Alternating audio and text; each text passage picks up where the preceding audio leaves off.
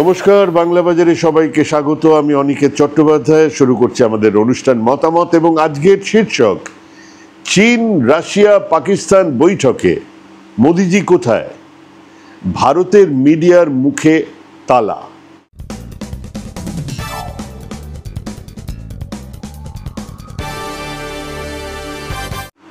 ভারতের গদি মিডিয়াতে my dear friend Donald Trump থেকে এক ধাক্কায় এখন ডিয়ার ফ্রেন্ড শি জিনপিং এর গল্প। এখনো জড়াজড়ি পর্যন্ত না গেলেও প্রচুর হেহে করেছেন মোদিজি। শোনা গেল পুতিন নাকি গাড়িতে 10 মিনিট অপেক্ষা করেছে।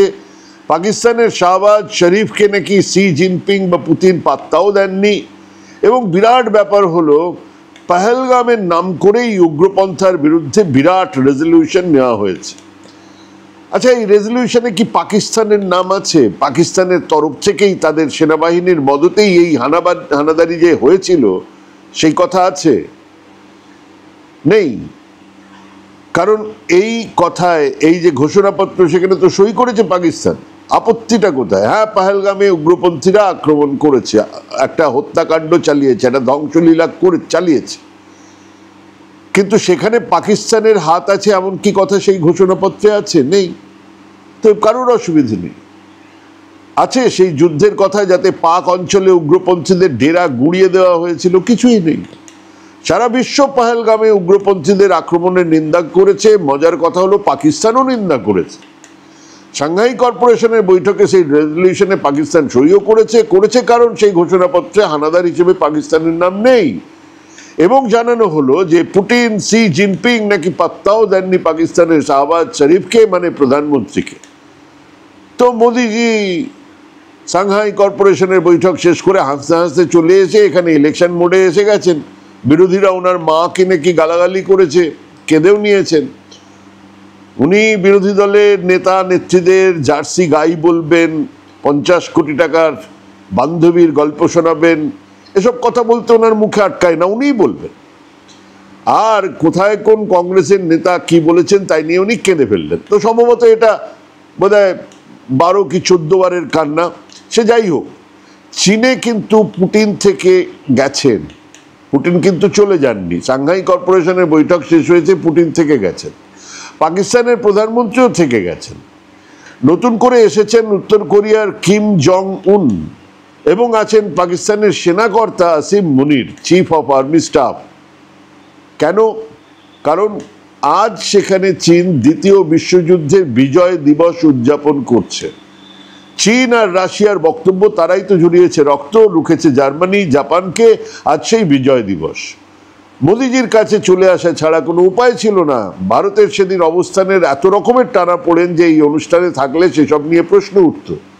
তখন ভারতীয় সেনা ব্রিটিশদের অধীনে জার্মানি জাপান ইতালির বিরুদ্ধে লড়ছে। মোদিজির আরএসএস তখন ব্রিটিশদের সেনাবাহিনীতে যুবকদেরকে ভর্তি হতে বলছেন। কমিউনিস্টরা সেই পথে, কারণ সেদিন রাশিয়া লড়ছে ব্রিটিশদের সঙ্গে হাত মিলিয়ে।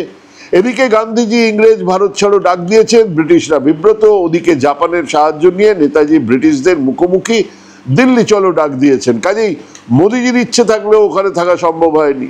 আম এবং ছালা দুটোই খোয়া যাবে এই ভয়েই তিনি সোজা দিল্লি চলে এসেছেন। এবং উনি ফেরত আসার সঙ্গে সঙ্গে চীনে দুটো খুব গুরুত্বপূর্ণ বৈঠক।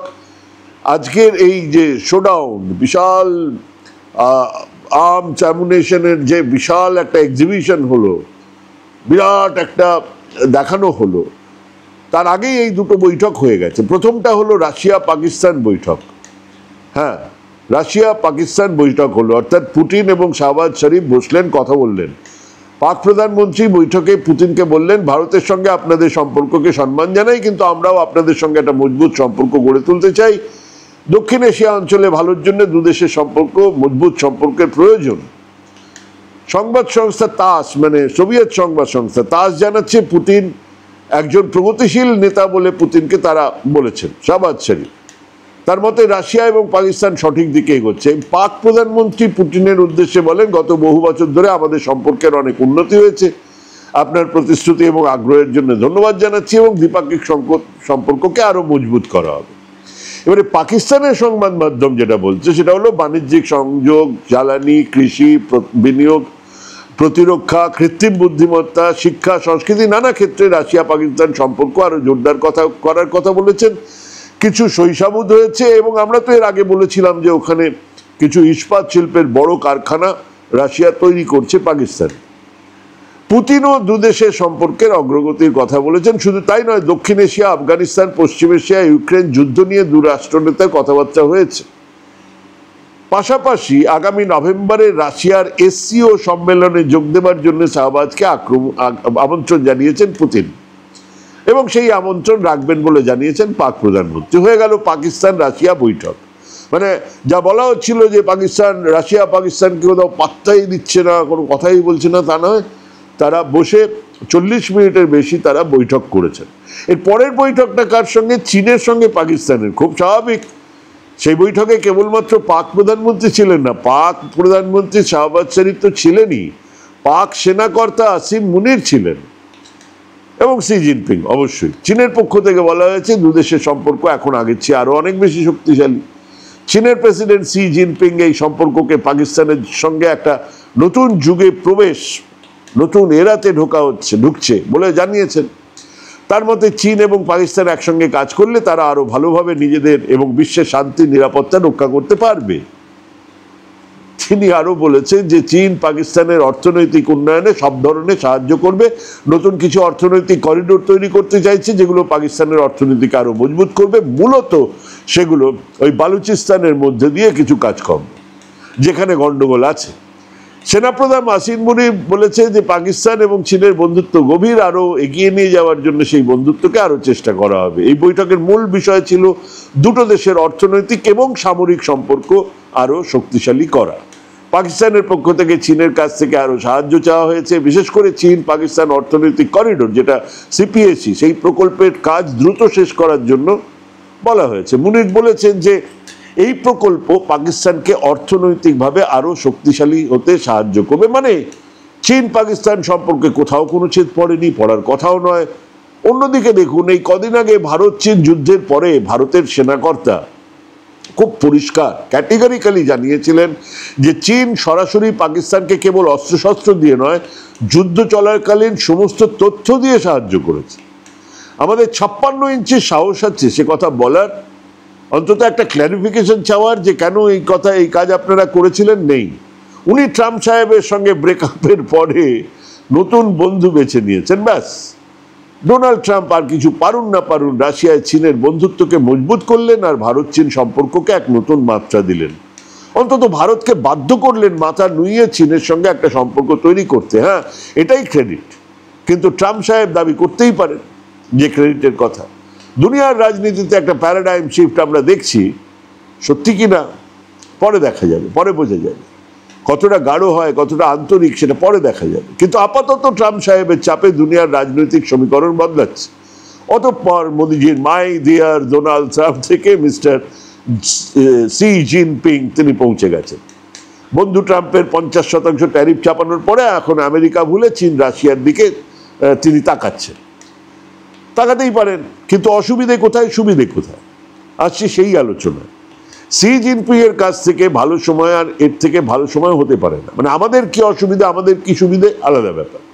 শি জিনপিং কিন্তু একদম দারুণ ব্যাপার। ওই হিন্দিতে বলে 5 উংলি ঘি মে, হ্যাঁ, 5টা আঙুলি নাকি ঘিয়ের মধ্যে ডুবানো আছে। গত উইকেন্ডে ভারত আর রাশিয়ার মোদি পুতিন চীনে এসসিওর সম্মেলনে ওর সঙ্গে কেবল যোগ দিলেন এমন নয়, বরং যোগ দিতে বাধ্য হলেন। চীনের একলা হয়ে যাবার একটা সম্ভাবনা তৈরি হচ্ছিল সারা পৃথিবীতে, সেটার থেকে উনি বেরিয়ে এলেন। শি জিনপিং ভারতের প্রধানমন্ত্রী নরেন্দ্র মোদীর জন্য আমেরিকার পণ্য রপ্তানির ওপর লাগানো ট্যারিফ ওয়াশিংটন থেকে দূরত্ব তৈরি করে দিল। ভারতকে বাধ্য হয়ে বিকল্প রাস্তা বেছে নিতে হচ্ছে। অন্যদিকে রাশিয়ার প্রেসিডেন্ট ভ্লাদিমির পুতিনের জন্য ট্রাম্পের আলাস্কাতে দেওয়া লাল গালিচার সম্বর্ধনার পরেও ইউক্রেন আক্রমণের জন্য শাস্তির হুমকি তাকে বাধ্য করেছে নতুন জোট বাঁধার জন্য। আর এই সবকিছুর মধ্যে আছেন শি জিনপিং। তিনি আমেরিকার ভারতকে দূরে সরিয়ে দেওয়ার সুযোগটা কাজে লাগাচ্ছেন আর পুতিনের সঙ্গে বা রাশিয়ার সঙ্গে চীনের পুরনো সম্পর্কটা ঝালিয়ে নিচ্ছেন। সাংহাই কোঅপারেশন অর্গানাইজেশন এই সম্মেলনে 20 জনের বেশি নেতা যোগ দিয়েছেন। বেশিরভাগ দক্ষিণ মধ্য এশিয়ার, পাকিস্তান আছে, টার্কি আছে। এদের কারো কারোর সঙ্গে ভারতের সম্পর্ক ইদানিং খুব বাজে চেহারা নিচ্ছিল, কিন্তু সবাই এই সম্মেলনে ভারতের বা মোদিজির অংশগ্রহণকে খানিকটা রিলিশ করেছে, উপভোগ করেছে। টার্কির প্রেসিডেন্টের চোখ মুখ তো বলছিল আবায়া উট পাহাড়কে নিচে, এরকম একটা ব্যাপার। সম্মেলনের পরে বেইজিংয়ে চীনের নতুন মিসাইল আর যুদ্ধ বিমান নিয়ে আজকে সামরিক কুচকাওয়াজ হয়েছে। আসলে সি জিনপিং কিভাবে ইতিহাস, কূটনীতি আর সামরিক শক্তিকে কাজে লাগিয়ে বিশ্ব ব্যবস্থাকে নতুন করে নিজের মতো করে সাজাতে চাইছেন সেটা খুব পরিষ্কার। যেখানে এতদিন আমেরিকার আধিপত্য ছিল, সেই আধিপত্য ভেঙে ড্রাগনের নাচ দেখাবো আমরা, এটাই সি জিনপিং এর মুদ্রা কথা। এবং মোদিজির বন্ধুরা, আরএসএস, বিজেপির থিঙ্ক ট্যাঙ্করা, যারা কদিন আগে ড্রাগনের মুখে আগুন ছাড়া কিছুই দেখতেন না, দেশের মানুষকে দেখানোর জন্য যে সমস্ত মোবাইল অ্যাপ, টিকটক ইত্যাদি ব্যান করে চীনকে শিক্ষা দেবার কথা বলছিলেন, তারাই এখন আহারে চীনপন্থী হয়ে গেছেন। মাত্র কবছর আগে ওই থিঙ্ক ট্যাঙ্ক, গদি মিডিয়া, এ রাজ্যের ডিমের কুসুম অ্যাঙ্কাররা বা দলের কর্মীরা ট্রাম্প সাহেবের জেতার প্রার্থনা করতেন। ট্রাম্প জিতলে কিভাবে দেশের মধ্যে উন্নয়নের বান ডেকে যাবে তা বোঝাতেন। সেই তাঁরাই এখন ঊর্ধ্বনেত্র হয়ে চীনের প্রশংসা করছেন। রাশিয়ার তেল কি ভালো বলে হাঁক পাড়ছেন, আর মোদিজি চীনের দিকে ঝুঁকে পড়াটাকে মাস্টার স্ট্রোক হিসেবে বর্ণনা করছেন। আরে ভাই, মাস্টার স্ট্রোক নয়, বাধ্য উনি এখন। করবেনটা কি? পাড়ায় পাড়ায় যারা ট্রাম্প সাহেবের জেতার জন্য যোগ্য করছিলেন, তারাই এখন সি জিনপিং এর আয়ু বাড়ানোর কামনা করছেন। কিন্তু এর মধ্যে সি জিনপিং যেটা করার সেটা কিন্তু করে যাচ্ছেন। মানে সীমান্ত থেকে একটা সেনাও সরাননি। যে সেনা ছাউনিগুলো তৈরি হচ্ছিল সেগুলোর কাজ শেষ। ভারতের যে ভূখণ্ড চীনের হাতে তা ওনাদের হাতেই আছে। যে বোল্ট অ্যান্ড রোড ইনিশিয়েটিভের চওড়া রাস্তা আমাদের সীমান্ত বরাবর তারা তৈরি করছিল, এখন সেই কাজে গতি এসেছে, আর আকসাই চীন তাদের দখলেই আছে, 1 ইঞ্চি ছাড়ে। সব থেকে বড় কথা, এই কদিন আগে ভারত পাক যুদ্ধে পাকিস্তানকে চীন যেভাবে তথ্য আর অস্ত্র দিয়ে সাহায্য করেছিল, তা নিয়ে মোদিজি আর কোনো প্রশ্নই তুলছেন না। এটাই আদতে সি জিনপিং এর বিদেশ নীতির সাফল্য। বিভিন্ন দেশের নেতারা চীনে আসছেন। যারা কিছুদিন আগে ভরসা রাখতেন আমেরিকার ওপরে, সেই তারাই শত্রু মিত্র নির্বিশেষে ভরসা রাখছেন সি জিনপিং এর ওপরে। আজ সি বেইজিং এর দ্বিতীয় বিশ্বযুদ্ধের 80 বছর পূর্তি উপলক্ষে, যেটা বলছিলাম, একটা সামরিক কুচকাওয়াজের আয়োজনে নিজে ছিলেন। এখন এই যে কুচকাওয়াজ, সেখানে উনি দেখাচ্ছেন এখানে জাপানের বিরুদ্ধেই তো চীনের সেই সময় লড়াই ছিল। তো দ্বিতীয় বিশ্বযুদ্ধে জাপানের পরাজয়, চীন তার সামরিক শক্তি দেখানোর জন্যই এই গোটা কাজটা করেছে। সমস্ত শাহবাজকে পাশে নিয়ে, শাহবাজ শরীফকে পাশে নিয়ে, পুটিনকে পাশে নিয়ে, টার্কির প্রেসিডেন্টকে পাশে নিয়ে তিনি উঠছেন এবং ওই তিয়েনআনমেন স্কোয়ারের একেবারে ওপরে গিয়ে উঠছেন এবং সেখানে ভেটারেনদের সঙ্গে হাত মেলাচ্ছেন। আমরা দেখলাম আসলে তিনি ওনার সামরিক শক্তি দেখাচ্ছেন। সামরিক শক্তিটা মানুষের সামনে, গোটা পৃথিবীর সামনে তুলে ধরছেন। বিশেষ করে আমেরিকার সামনে এই কৃতিত্ব দেখানো তার দরকার ছিল। এই সমস্ত কথা আজকে পুটিন বা সি জিনপিং বলছেন, কিন্তু ভারত খেঁচা কলে। আগেই বলেছি, এসব এড়ানোর জন্য প্রেসিডেন্ট ট্রাম্প নিজেই গত মাসে আলাস্কায় পুতিনের খুব প্রশংসা করেছিলেন। তারপর ক্রেমলিনের সেই অবস্থানকে সমর্থনও করেছিলেন, যেখানে বলা হয়েছিল যুদ্ধ শেষ করার জন্য ইউক্রেনকে কিছু জমি ছেড়ে দিতে হবে। কিন্তু তারপরেই ইউরোপের চাপে তার সুর বদলে গেছে। রাশিয়াও সম্ভবত আর দুরুকোয় পানা দিয়ে এক পক্ষ এক জোট তৈরি কাজে হাত দিয়েছে, সেখানে জুটে গেছেন ভারত। কিছুদিন আগে যারা ইউক্রেনে যুদ্ধ ওয়ার রুকওয়া দিয়া পাপা বলেছিলেন, আজকে সেই যে আক্রমণকারী রাশিয়া, তার সঙ্গে অনায়াসে জোট হয়ে গেল। মানে মুদ্রা কথা হলো, এই দুদেশ তাদের স্বার্থের কথা মাথায় রেখে সমীকরণ বদলাচ্ছে। ভারত সেই জোটে গিয়ে আপাতত আমরা একটা জোটে আছি এটা বুঝিয়ে খানিকটা মনোবল বাড়ানোর চেষ্টা করছে, আর কিছু না। চীন কি ভারতের বাণিজ্য ভূমি হবে? মানে চীনে আমাদের প্রচুর বাণিজ্য হবে, চীনে প্রচুর রপ্তানি বাড়বে, কোনো প্রশ্নই নেই। না ডেয়ারি প্রোডাক্ট, না চিংড়ি, না চামড়া, না বস্ত্র, কোনোটাই আমরা চীনে পাঠাই না, বরং চীন সেগুলো অন্য দেশে রপ্তানি করে। আর এমনিতেই চীনের সঙ্গে আমাদের বাণিজ্য ঘাটতি $99.2 বিলিয়ন। বাণিজ্য ঘাটতি মানে আমরা এই বছরে চীন থেকে আমদানি করেছি $113.45 বিলিয়ন, আর রপ্তানি করেছি মাত্র $14 বিলিয়ন, সামান্য বেশি। আমেরিকার সঙ্গে আমাদের বাণিজ্য ঘাটতি ছিল না, ছিল সারপ্লাস। মানে আমরা রপ্তানি বেশি করতাম, আমদানি কম। $45 বিলিয়ন আমাদের ঘরে থাকতো, $129 বিলিয়ন আমরা রপ্তানি করতাম, আর $84 বিলিয়ন আমরা আমদানি করতাম। এবারে সেই $129 বিলিয়ন রপ্তানির কি হবে? বিভিন্ন হিসেব বলছে 70 থেকে $75 বিলিয়ন রপ্তানি কমে যাবে। সেই ফারাকটা মানে ওই 70-75 বিলিয়ন আসবে কোত্থেকে? আর সেটা যদি না আসে তাহলে আমাদের দেশের কতগুলো কারখানা, কতগুলো ছোট ছোট এমএসএমই বন্ধ হবে, রপ্তানি বন্ধ হবে। তার ধাক্কা কি করে সামলানো হবে? সেটা কি আমরা সি জিনপিং এর দেশের থেকে পাবো? আবার সেই হিসেব বলছে চীনের সঙ্গে সম্পর্ক যাই হোক না কেন, রপ্তানির পরিমাণে বিরাট কোনো পরিবর্তন হবেই না, সামান্য পরিবর্তন হবে না। তাহলে রাশিয়া, সেখানেও আমরা ট্রেড ডেফিসিট মানে বাণিজ্য ঘাটতিতে আছি। আমরা বেশি জিনিস আনি, কম জিনিস পাঠাই। ঘাটতির পরিমাণ $58.9 বিলিয়ন। মানে এটাও নয় যে আমেরিকা যা চাইবে, যা বলবে সেটা আমাদের করতেই হবে, কেবল বাণিজ্যের কথা ভেবে মাথা নিচু করে থাকতে হবে না, একটাও নয়। কিন্তু এই দুটো জিনিস বিরাটভাবে আমাদের দেশের সঙ্গে আমেরিকার সম্পর্ককে এই জায়গায় নিয়ে গেল। ভীষণ একটা আদেখলেপনা ট্রাম্পকে ঘিরে, হাউডি মোডি, আপকিবার ট্রাম্প সরকার, এই বিষয়গুলো ভারতের মর্যাদা নষ্ট করেছে। যেইমাত্র চীনের বিরুদ্ধে একটা বিশাল ঘোষণা করলো, কত 125% ট্যারিফ চাপিয়ে দেবো, চীন বলল ঠিক আছে, আমরাও 75% চাপাচ্ছি। এখন তারা কমে গিয়ে দাঁড়িয়ে গেছে 30%। কেন হলো? কোথাও কোথাও 25, কোনোটা 12%-এ দাঁড়িয়েছে। কেন হলো? তার কারণ মুখোমুখি লড়াই করার ক্ষমতা। এখন ভারতবর্ষ চুপ করে বসে আছে, না না যা বলছেন কমাচ্ছি কমাচ্ছি কমাচ্ছি। এখন ওনারা এক পক্ষ থেকে 50% চাপিয়ে দিলেন। আর দুই হচ্ছে, রাশিয়ার থেকে তেল নেবার নাম করে দেশের লাভের কথা ভুলে আম্বানিদের লাভের কথা ভেবেই যদি বিদেশ নীতি চলে, তাহলে যে কোনো না কোনো দিন এরকম ধরনের সমস্যা তৈরি হবেই। আর এই দুটোই মোদী সরকারের দান। তাহলে কি করতে হবে? সংকটে মাথা ঠান্ডা রেখে কাজ করাটা হলো প্রথম কথা। ট্রাম্প মেরেছে, অমনি সি জিনপিংকে ধরে ঝুলে পড়লাম। সি জিনপিং মেরেছে, অমনি আমরা রাশিয়ার পুটিনকে ধরে ঝুলে পড়লাম। এটা কি বিদেশ নীতি নেই? এটা তো কোনো কাজের কথা হতে পারে না। কারণ ট্রাম্প সাহেব মানেই আমেরিকা নয়। ট্রাম্প সাহেব থাকবেন আরো 2 বছর, তারপরে একটা লেমন ডাক সরকার, তারপরে নির্বাচন, রিপাবলিক হোক ডেমোক্র্যাট হোক, যেই আসুক অন্য কেউ আসবে। সেই পর্যন্ত ধৈর্য ধরে বসে থাকা, আর নতুন বাণিজ্যের সম্ভাবনাগুলোকে খতিয়ে দেখা, চীনের সঙ্গে সুসম্পর্ক তৈরি করা, রাশিয়ার সঙ্গে সুসম্পর্ক বজায় রাখার সবচেয়ে বেশি যেটা জরুরি, সেটা হলো প্রতিবেশী দেশগুলোর সঙ্গে, মধ্য এশিয়ার ছোট ছোট দেশগুলোর সঙ্গে সম্পর্ক ভালো করে তোলা। রবিবার মোদির সঙ্গে বৈঠকে সি বলেছে যে চীন আর ভারতকে প্রতিদ্বন্দ্বী নয়, বরং একে অপরের অংশীদার হতে হবে। আর তাদের একে অন্যের বিকাশের জন্য হুমকি নয়, বরং সুযোগ দেওয়া উচিত।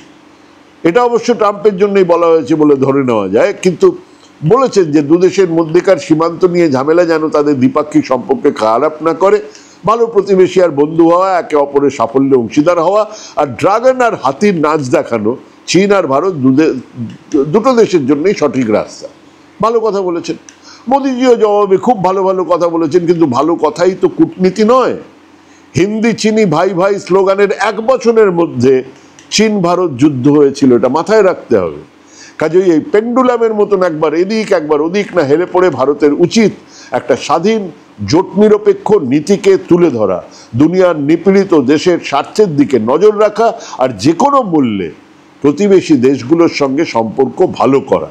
হ্যাঁ, মোদিজির কাছে দুর্ভাগ্যজনক মনে হলেও এটাই ছিল স্বাধীন দেশের প্রথম প্রধানমন্ত্রী জওহরলাল নেহরুর বিদেশ নীতি। হ্যাঁ, ভাবুন ভাবুন, ভাবতে থাকুন, ভাবা প্র্যাকটিস করুন। ভালো থাকবেন, সুস্থ থাকবেন। আজকে এখানে শেষ করছি। নমস্কার।